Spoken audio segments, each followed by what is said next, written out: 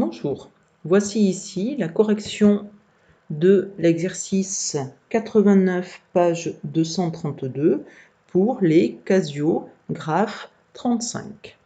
Donc vous allez dans votre menu, vous sélectionnez le menu graphe.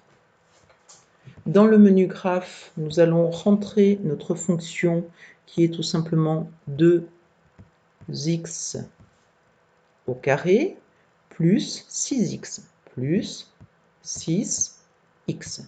Je valide en tapant Entrée. Maintenant, on me demande de construire un tableau des valeurs. Donc je vais dans le menu, je vais maintenant dans Table, je sélectionne et je vais modifier les paramètres. Alors, F5. Donc, moi ici, ils ont déjà été modifiés, donc je vais volontairement mettre autre chose pour vous montrer comment on les modifie. Ici, par exemple, 0,2. Donc là, voilà, j'ai fait exprès de modifier. Maintenant, je vous montre. Ici, en Start, nous voulons moins 2, donc je sélectionne moins de négatif 2, Entrée. Enfin, nous voulons 0,5, donc 0,5. Et step, c'est le pas. Nous voulons un pas de 0,5. Donc ici, 0,5. Et je n'oublie pas de faire exé pour valider. Exé.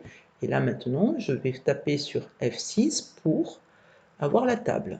Et je vois que j'ai la table exactement comme on a mis dans la correction. Voilà. Maintenant, on me demande de vérifier à la calculatrice le tracé de la courbe. Donc de la question petit 2, petite b. Donc ici, je vais dans Menu, je vais sélectionner le mode graphe,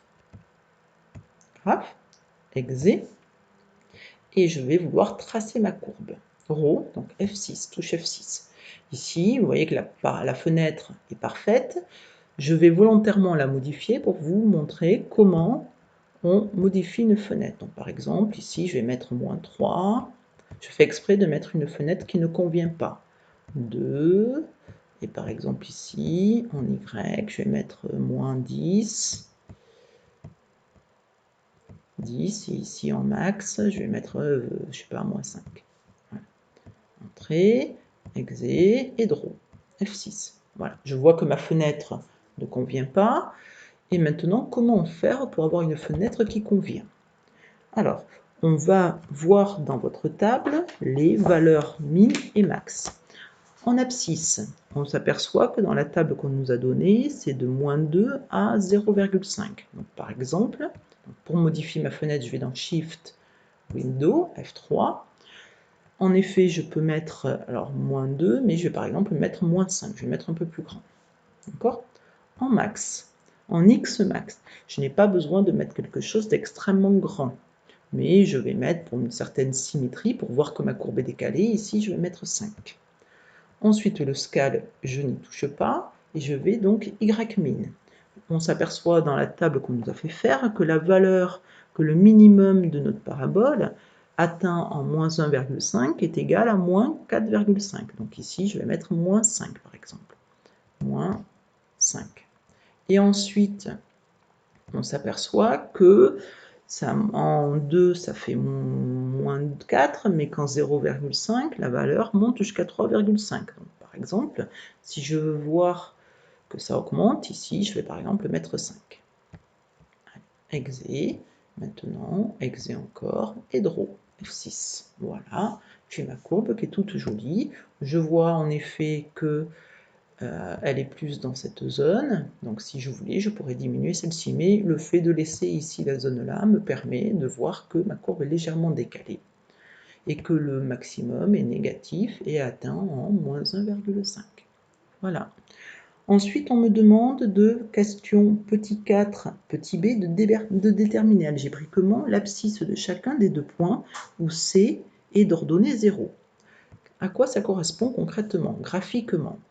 Lorsque l'ordonnée est égale à 0, c'est qu'un point est situé sur l'axe des abscisses. Donc en fait, nous cherchons l'abscisse de ce point-là et l'abscisse de ce point-là.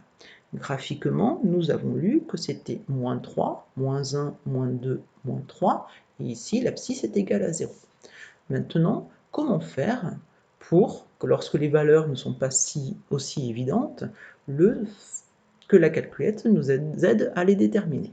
Donc, on va aller sur la fonction gsolve. Donc, elle est en orange, donc nous faisons Shift gsolve, et nous voulons calculer un x, des abscisses. Donc, on va, ici, je n'ai pas le x calque, donc ici, je continue, j'appuie sur F6, pardon, et je vais appuyer sur X calque, c'est-à-dire F2. Et on me demande de saisir une valeur d'Y.